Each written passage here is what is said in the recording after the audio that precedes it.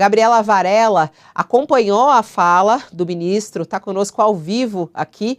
Olá, Gabi. Bom dia, boa tarde, já meio-dia e 34. Boa tarde para você, seja bem-vinda mais uma vez aqui no nosso UOL News. E é isso, né? O ministro Paulo Guedes diz que sim, furou o teto de gasto, mas foi com responsabilidade, foi a fala dele, né? Exatamente, Fabíola. Boa tarde para você também, a todos que nos assistem. Como você adiantou, o ministro admitiu, né, que os benefícios sociais que foram aprovados pela PEC no Congresso, a PEC dos auxílios, violaram, portanto, o teto de gastos, mas foram aprovados com responsabilidade fiscal, nas palavras dele. Eu lembro que o aumento do Auxílio Brasil e os demais benefícios, né, como para caminhoneiros, taxistas, vai só até o final desse ano, tem sido criticado, inclusive, essa medida tem sido criticada, né, pela oposição, por analistas, como uma medida eleitoreira e vai custar aos cofres públicos 41 bilhões de reais. Foi estabelecido também um estado de emergência na ocasião para que esses benefícios pudessem ser aprovados, driblando, portanto, a lei eleitoral. O Paulo Guedes rebateu, inclusive, as críticas, dizendo que não há populismo fiscal. O presidente Jair Bolsonaro fez um post nas redes sociais dele, defendendo o ministro, né, dizendo para não prestarem atenção nas narrativas, mas sim nos fatos. Foi o que ele disse na postagem. Essa afirmação do ministro, inclusive, foi durante uma palestra na Expert XP, né, na São Paulo Expo, aqui em São Paulo. Quem também esteve e falou nessa mesma linha do ministro foi a Daniela Marques, presidente da Caixa.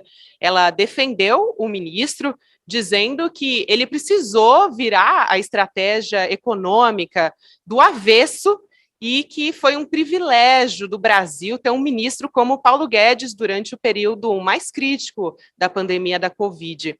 Ela assumiu recentemente, né, só lembrando, depois de um escândalo de assédio na instituição, quando o Pedro Guimarães, o ex-presidente da Caixa, pediu demissão, mas ele nega as acusações de assédio.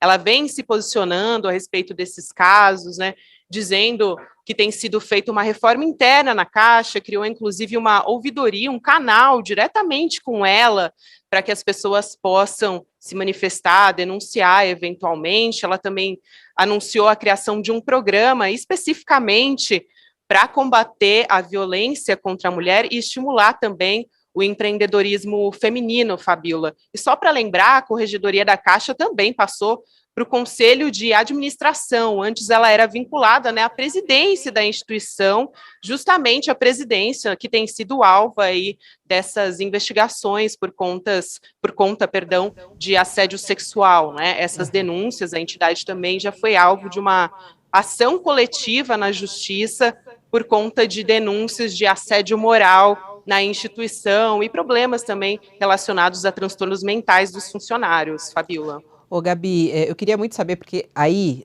onde você está nesse evento, é um evento muito interessante para a gente saber o termômetro de como é que está o apoio ou não do presidente Bolsonaro no meio financeiro, né? Entre os investidores, entre donos de bancos, de empresas, empresários, né? Esse evento que tem mais de 30 mil pessoas circulando ao longo de todo o evento de alguns dias. Como é que está essa história do apoio ao presidente Bolsonaro? Porque ontem, na fala de Paulo Guedes, ele foi aplaudido, né? Você chegou a conversar aí com algumas pessoas, Gabi? Sim, Fabíola, ele foi muito aplaudido, né? E isso já dá um termômetro também da aprovação por parte do mercado, né? Mas a gente conversou aqui, eu e a Bárbara Rubira, também produtora aqui do All News, com investidores. Um investidor próximo ao ministro disse que isso já era esperado, esse aumento do Copom, por exemplo. Eu vou explicar daqui a pouquinho, né? Dar mais detalhes sobre isso, mas que o ministro ele está diante de um público, né, alinhado a ele, que fala de privatização, que tem um discurso mais liberal, né? Inclusive o presidente Jair Bolsonaro, ele cancelou uma ida até a Fiesp no dia 11 de setembro, ele seria convidado ali na Fiesp a assinar um manifesto pró-democracia, né? Empresários, inclusive, que são bolsonaristas, né, assumidamente não assinaram essa carta, né? Mas a gente conversou aqui com investidores, dirigentes de grandes empresas, também médias empresas, e eles dissociam a atuação do Ministério da Economia do presidente Jair Bolsonaro, inclusive dizendo que, às vezes, o governo e o sistema político atrapalham a atuação do ministro da Economia, dizendo que ele fez o possível ali dentro do contexto da pandemia, do cenário internacional também. Eles falam bastante sobre esse cenário internacional, dizendo que isso atrapalhou e que, portanto, o cenário de inflação alta, que ainda se mantém, né, neste momento, seria um impacto disso, né, do que a gente vê lá fora. Boa parte dele diz que o ministro é um homem muito respeitado no mercado financeiro. Ontem, o Copom elevou a taxa básica de juros, né, a 13,75%, um aumento que já era esperado, o mercado já esperava, mas a preocupação com os investidores, dos investidores agora, Fabiola, é em relação a um possível aumento também na próxima reunião do Copom, que levaria aí para 14%, né? O BC ainda vai avaliar a necessidade disso, mas pelo que eu conversei com um investidor, ele disse que o BC não costuma, né, não gosta de fazer esses ajustes próximo aí ao período eleitoral.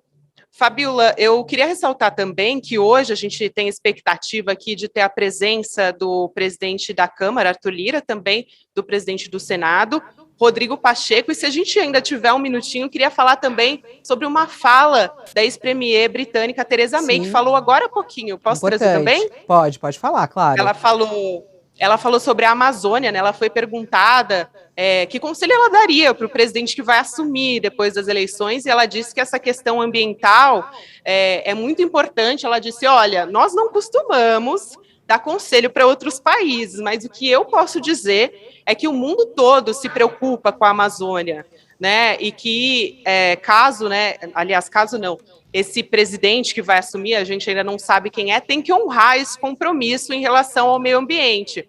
Sobre política internacional, ela também citou a guerra da Ucrânia, né? Disse que é muito importante que o Reino Unido continue oferecendo suporte para o país e também a União Europeia, os Estados Unidos. E outro destaque foi sobre o Brexit. Ela falou rapidamente sobre isso, avaliando que é difícil entender o impacto na economia por conta da pandemia, que só agora, na avaliação dela, os britânicos estão entendendo aí o real impacto do Brexit na economia. Fabiola, é isso que a gente tem até o momento. Muito interessante, Gabi. O evento termina hoje, né, Gabi? Termina hoje, Fabiola. Inclusive, a última a falar, né? Eu falei aí dos presidentes da Câmara e do Senado, a última a falar também vai ser a tenista Serena Williams, ela, expectativa de que vai encerrar o evento hoje também.